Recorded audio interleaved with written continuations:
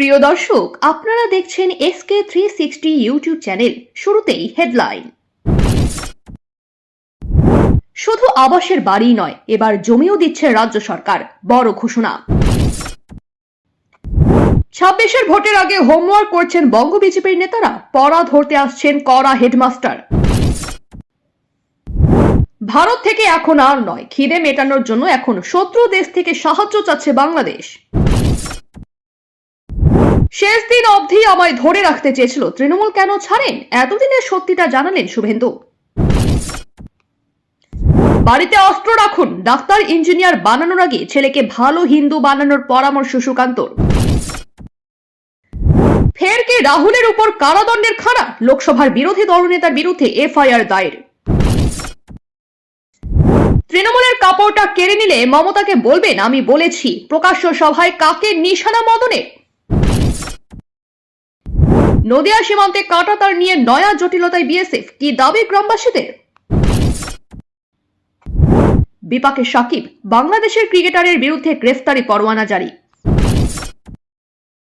4 ভাগে ভাগ হয়ে যাবে বাংলাদেশ, বদলে যাবে ভারতের সব হিসাব, ইউনূস সরকারের আমলে নয়া জটিলতা।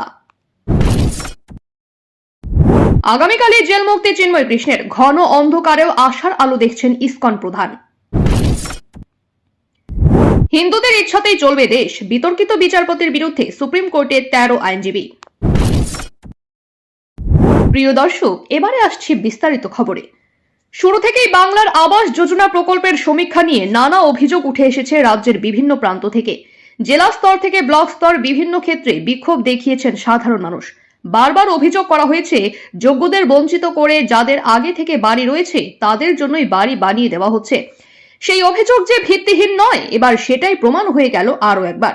পঞ্চায়েত দপ্তর সূত্রে খবর, বাংলার আবাস যোজনা প্রকল্পে এমন মোট 12,000 উপভোক্তা রয়েছেন যারা টাকা পেয়েও বাড়ি করতে পারছেন না, জমি না থাকার জন্য। এবার ওই সমস্ত উপভোক্তাদের বাড়ি তৈরি করার টাকা দেওয়ার পাশাপাশি জমির ব্যবস্থাও করে দিতে চলেছে পঞ্চায়েত দপ্তর। এই মর্মে ইতিমধ্যেই প্রত্যেক জেলায় জেলায় পাঠানো হয়েছে নির্দেশিকা। কিন্তু প্রশ্ন হলো, বাংলার বাড়ি প্রকল্পের অন্যতম শর্তই হলো নিজের নামে জমি থাকা বাধ্যতামূলক। এখানে প্রশ্ন উঠছে, যাদের নিজের নামে কোনো জমিই নেই তারা আবাস যোজনা প্রকল্পের টাকা পেলেন কি করে?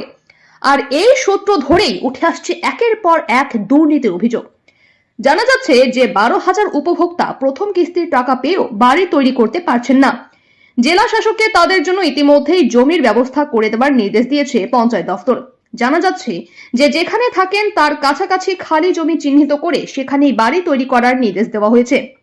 কিন্তু প্রশ্ন উঠছে, জমি না থাকলে বাংলার বাড়ি প্রকল্পের জন্য তারা কি করে যোগ্য উপভোক্তা বলে বিবেচিত হলেন? বিরোধীদের দাবি, এটা একটা বিরাট বড় দুর্নীতি। তৃণমূলের এমন অনেকেই বাড়ি তৈরির টাকা পেয়েছেন যাদের আগে থেকেই পাকা বাড়ি আছে, আবার অনেকের নতুন বাড়ি করার মতো কোনো জমি নেই, তারাও অন্যের মাটির বাড়িকে নিজের বলে দেখিয়েছেন। এই সরকারি প্রকল্পে তাদেরও টাকা পাইয়ে দেওয়া হয়েছে, আর এখন তারাই জমির অভাবে বাড়ি তৈরি করতে পারছেন না। এবার তৃণমূলের সেই সমস্ত খাস লোকেদের জন্য বাড়ি তৈরির টাকার পাশাপাশি জমিরও ব্যবস্থা করে দিতে চলেছে রাজ্য সরকার। যদিও পঞ্চায়েত মন্ত্রী প্রদীপ সরকারের দাবি, এরা হতদরিদ্র মানুষ, জমিও নেই এদের। তার কথায় মানবিক মুখ্যমন্ত্রী এদের জন্য এবার জমির ব্যবস্থা করার নির্দেশ দিয়েছেন। কিন্তু প্রশ্ন হলো, যার জমি নেই সে কি করে আবাস প্রকল্পের টাকা পাচ্ছেন? তাছাড়া তার জন্য তো আরো অন্যান্য প্রকল্পের সুবিধা রয়েছে, তাহলে তাকে আবাসের আওতায় আনা হচ্ছেই বা কেন? সেই সাথে প্রশ্ন উঠছে, আগামী দিনেও যদি এমন জমিহীন মানুষরা বাংলার বাড়ি প্রকল্পে আবেদন করেন, তাহলে তাদের আবেদনও কি মঞ্জুর করে দেওয়া হবে? একসময় তৃণমূল কংগ্রেসের হেভিওয়েট নেতাদের মধ্যে একজন ছিলেন তিনি। দলের প্রথম সারির নেতাদের মধ্যে গণ্য করা হতো তাকে। তবে 21-এর বিধানসভা নির্বাচনের আগে বদলে যায় সমীকরণ। তৃণমূল ছেড়ে বিজেপিতে নাম লেখান শুভেন্দু অধিকারী। বর্তমানে রাজ্যের বিরোধী দলনেতা তিনি। এবার সেই শুভেন্দুই তৃণমূল ছাড়ার ব্যাখ্যা দিলেন।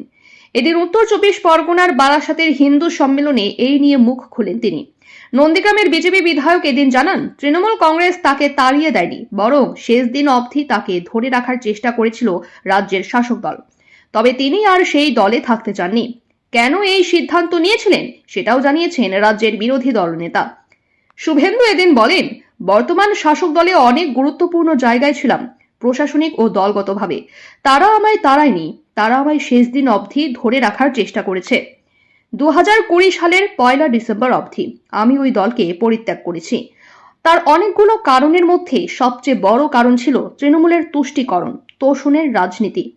এদিন বারাসতের হিন্দু সম্মেলন থেকে ওপার বাংলায় হিন্দু সহ সংখ্যালঘুদের উপর নির্যাতনের প্রতিবাদ জানান রাজ্যের বিরোধী দল নেতা। তিনি বলেন, বাংলাদেশের নিপীড়িত আক্রান্ত হিন্দুদের পাশে সকলের দাঁড়ানো উচিত। গ্রেফতারির 55 দিন পর চিন্ময় কৃষ্ণ প্রভুর জামিন মামলায় উচ্চ আদালতে শুনানি। গত নভেম্বরের শেষের দিকে রাষ্ট্রদ্রোহের মামলায় তাকে গ্রেফতার করে বাংলাদেশ পুলিশ। তারপর থেকে পদ্মা নদীর বুক ধরে বয়ে গিয়েছে কত জল, কিন্তু জামিন পাননি হিন্দু নেতা চিন্ময় কৃষ্ণ প্রভু। আগামীকাল উচ্চ আদালতে শুনানি রয়েছে সেই জামিন মামলার। এবার কি ইউনূসের আদালতে ছাড়া পাবেন তিনি? সন্দিহান অনেকেই। তবে এত অন্ধকারের মধ্যেও আশার আলো দেখছেন কলকাতা ইসকনের ভাইস প্রেসিডেন্ট রাধারমণ দাস। ইউনূসের আদালতে আগামীকালই জামিন পাবেন চিন্ময় কৃষ্ণ, দাবি করছেন তিনি। তার কথায় প্রায় 2 মাস জেল খেটে ফেলেছেন তিনি। সম্পূর্ণ মিথ্যা মামলাতেই হেফাজতে রাখা হয়েছে তাকে, কিন্তু আর নয়। আশা করা যায় এবার জামিন পাবেন তিনি। এমনকি চিন্ময় কৃষ্ণ প্রভুর শারীরিক অবস্থা নিয়েও আশঙ্কা প্রকাশ করেন তিনি। তার কথায় ওনার স্বাস্থ্যের অবনতি ঘটেছে বলেই জানি।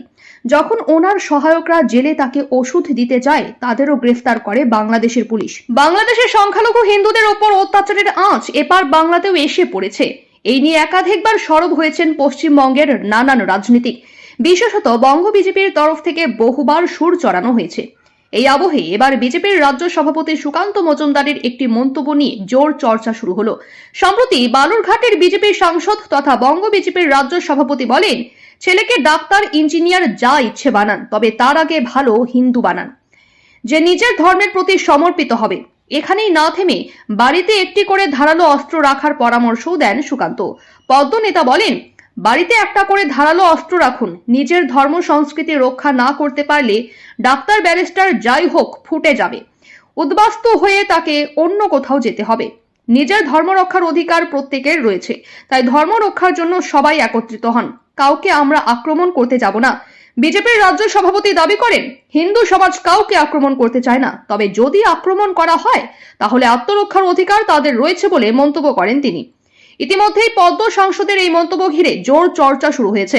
ভরতপুরের তৃণমূল বিধায়ক হুমায়ুন কবির সুকান্তর এই মন্তব্যের পাল্টা বলেন, এক মুহূর্তের জন্য সুকান্ত বাবুর কেন্দ্রের শিক্ষামন্ত্রী হিসেবে থাকা উচিত নয়। ওনাকে বরখাস্তের দাবি জানাচ্ছি। শিক্ষিত মানুষ হয়ে বাড়িতে অস্ত্র রাখার নিদান। উল্লেখ্য, শুধু সুকান্ত নন, বাংলাদেশ ইস্যু নিয়ে মুখ খুলেছেন রাজ্যের বিরোধী দলনেতা তথা নন্দীগ্রামের বিজেপি বিধায়ক শুভেন্দু অধিকারীও। তার মন্তব্য নিয়েও বিস্তর চর্চা হয়েছে। এবার আলোচনার কেন্দ্রে উঠে এলো বিজেপির রাজ্য সভাপতির মন্তব্য। চরম বিপাকে বাংলাদেশ ক্রিকেট দলের খেলোয়াড় সাকিব আল হোসেন।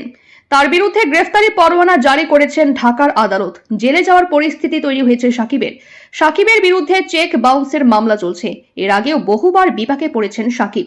ক্রিকেটে তার রেকর্ড ভালো, কিন্তু নিজের আচরণ নিয়েও সমস্যার সম্মুখীন হয়েছেন তিনি। সাকিবের বিরুদ্ধে চেক জালিয়াতির মামলা দায়ের হয়েছে। এরপর ঢাকার আদালত তার বিরুদ্ধে গ্রেফতারি পরোয়ানা জারি করে। ঢাকার অতিরিক্ত মুখ্য মহানগর হাকিম জিয়াদুর রহমান এই আদেশ দেন। ক্রেগ বাজের এক খবর অনুযায়ী সাকিব সহ 3 জনের বিরুদ্ধে মামলা চলছে। তারা 2টি ভিন্ন চেকের মাধ্যমে প্রায় 4 কোটি 14 লাখ বাংলাদেশি টাকা পরিশোধ করতে ব্যর্থ হয়েছে। তিনি ব্যাংক থেকে টাকা ধার করেছিলেন, যা চেকের মাধ্যমে পরিশোধ করতে হতো, কিন্তু অ্যাকাউন্টে টাকা না থাকায় চেক বাউন্স হয়ে যায়। বাংলাদেশি ক্রিকেটার সাকিবের বিরুদ্ধে গ্রেফতারি পরোয়ানা জারি হয়েছে। এরপর কি হবে এই বিষয়ে এখনো পর্যন্ত কোনো আনুষ্ঠানিক তথ্য পাওয়া যায়নি। মাঠে অভদ্রতার কারণে এর আগেও সমস্যায় পড়েছেন সাকিব। তার খারাপ আচরণের বিষয়েও ব্যবস্থা নেওয়া হয়েছে। প্রিয় দর্শক, এই ভিডিওতে আমাদের টার্গেট রয়েছে 10,000 লাইক ও 3,000 সাবস্ক্রাইব। আপনারা অবশ্যই লাইক, সাবস্ক্রাইব করতে ভুলবেন না। ধন্যবাদ।